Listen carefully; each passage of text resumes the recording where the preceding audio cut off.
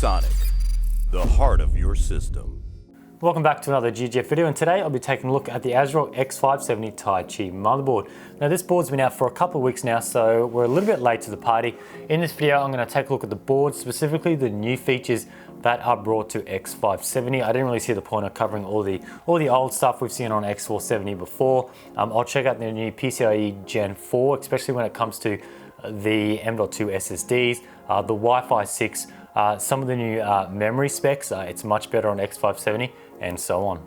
I'm really liking these new boards ASRock have been pushing out lately. To me, I think they've come a long way in the aesthetic department. I appreciate how ASRock are still pushing the Taichi series, but are toning back the whole steampunk look. Previous generations were a bit much for some, but the new Taichi I think looks killer and nothing too overboard. RGB lighting has also been ramped up over previous generations as well. We're seeing digital RGB over the chipset cooler, top of the I/O cover, and board edge lighting, which is a nice touch.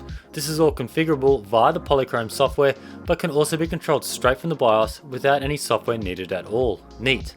We're now getting a built-in I/O shield on the X570 Taichi.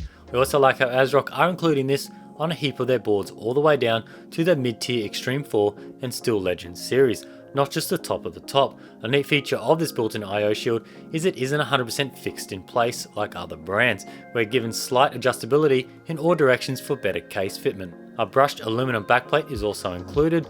ASRock states this increases durability of the board.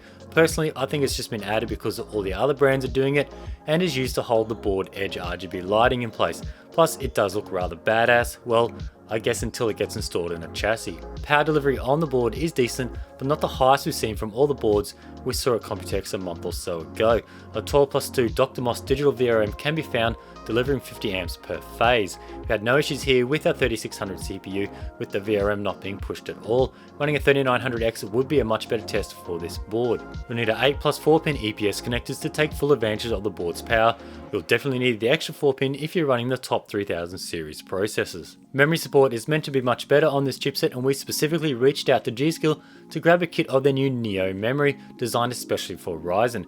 Our 3600MHz CL16 kit had no issues here. Just remember, with this new chipset, it's best to keep your memory and Infinity Fabric at a ratio of 1:1. We found best results running 3600 to 3733MHz memory with an FCLK of around 1800 to 1867. Even bumping this memory up to 4200MHz, but with a 1:2 ratio, saw a decline in memory performance. Just a note, I was testing with 4 DIMMs, but you'll always achieve better memory tweaking with 2 DIMMs. Slot layout, there's 3 physical 16x slots running at 8x8x4x if all 3 are populated. Also, these all run at PCIe Gen 4 spec, providing you're rocking the latest 3000 series CPU. Will PCIe slot Gen 4 make a difference now? Not really, but where we will see an increase in speeds is in the M.2 department. The X570 Taichi comes with 3 M.2 slots, all 3 are running at PCIe Gen 4 spec, and the first and third slots supporting SATA-based M.2 SSDs as well. Just to note that when the bottom M.2 slot is used, M.2 3, PCIe slot 5 will be disabled. All 3 M.2 slots are cooled by the metal cover via thermal pads. My only complaint here is once the system is built, swapping at M.2s is a bit of a mission. As this cover is so large, it's nearly half the size of the board. There is no way to say install an M.2 SSD in say the bottom slot without taking off the entire cover, thus having to remove your GPU and any other PCIe cards from the system.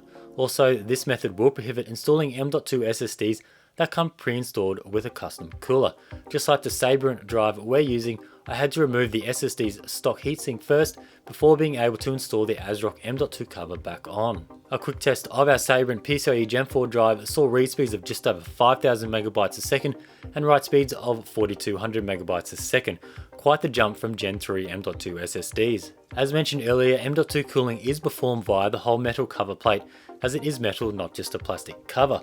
Thermal pads make direct contact with each M.2 SSD. After pushing our PCIe Gen 4 NVMe SSD, we saw temps of around 40 degrees, which I'd say are pretty reasonable.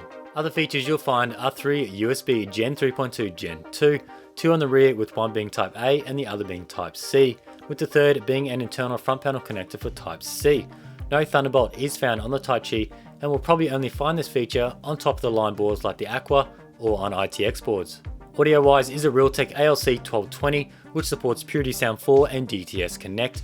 This has been unchanged from the X470 lineup, so there's no need to cover this. Only one 1GB LAN port can be found running off an Intel i2-11AT chip. If you're looking for faster, you'll need to check out the X570 PGX, which has 2.5 gigabit LAN, or the X570 Aqua or Creator, which features 10 gigabit Ethernet. But what we do find is the inclusion of Wi-Fi 6, which also seems to be popping up on a heap of new X570 boards.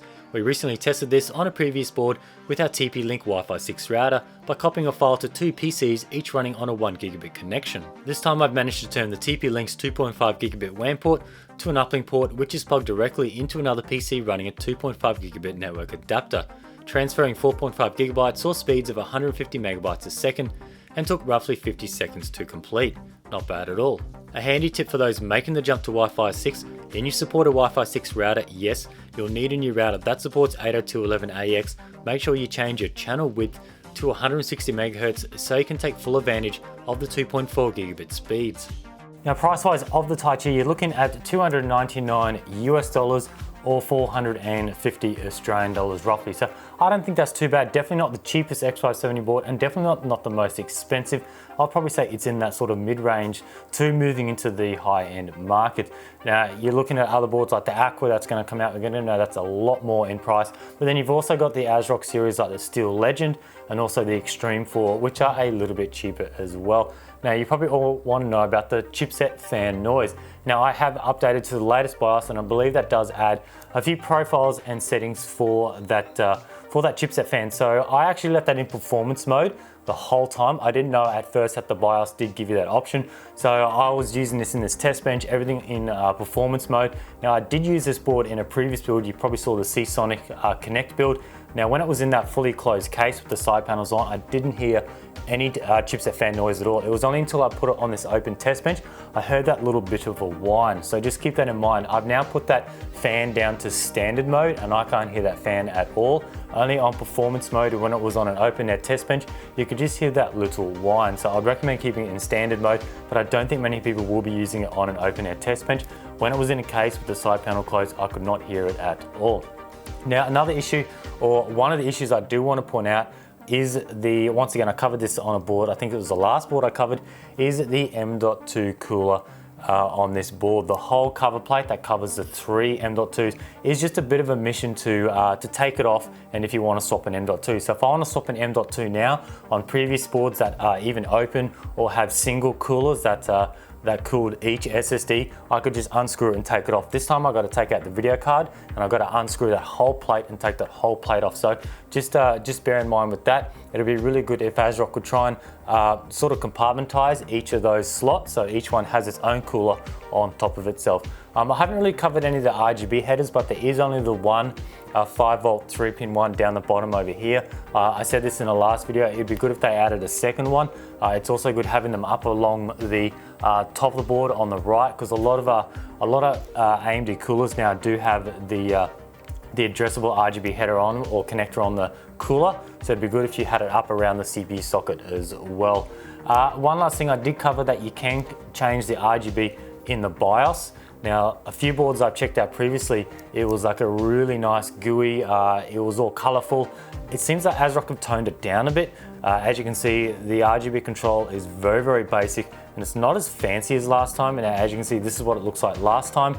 It was a lot more fancy. You had a lot of color, a lot of interaction. I reached out to ASRock as to why they basically nearly removed it from the BIOS and just kept a little bit of it. They said they want to kind of force the users to use the software, install the Polychrome software, and that allows users to enable more advanced functions like syncing different hardware and stuff like that. Because when you have the BIOS control, no matter as fancy as it looks and how easy it is to use, you still can't control your memory and external devices and things like that, like keyboards and that. You do need Windows to detect those devices to allow syncing. But to me, I really love the feature to be able to control it via the BIOS. I don't really need to use the Polychrome software, but yeah, just a bit of a FYI for those guys who are wondering why it's sort of been toned down a bit in the BIOS. But yeah, that's pretty much it on this board. I want to thank ASRock for sending this out. I hope you liked it. I've got some few other ASRock boards to check out. I'll probably be using them in a few builds first, but yeah, just want to thank ASRock and thanks to you guys for watching, and stay tuned for next time.